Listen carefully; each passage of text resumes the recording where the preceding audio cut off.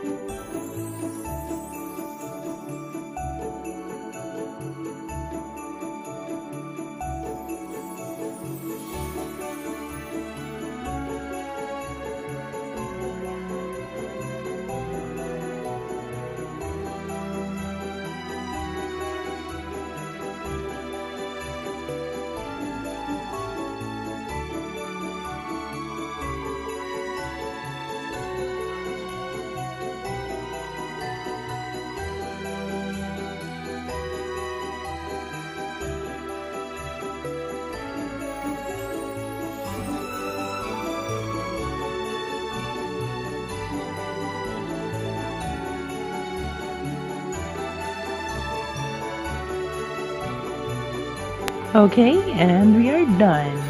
Okay guys, thank you for watching our video. Thank you for joining us. Don't forget to give us a thumbs up. And you can follow us on Instagram at Caterpillar Network. And of course, don't forget to subscribe. I will see you next time to our next video. Merry Christmas!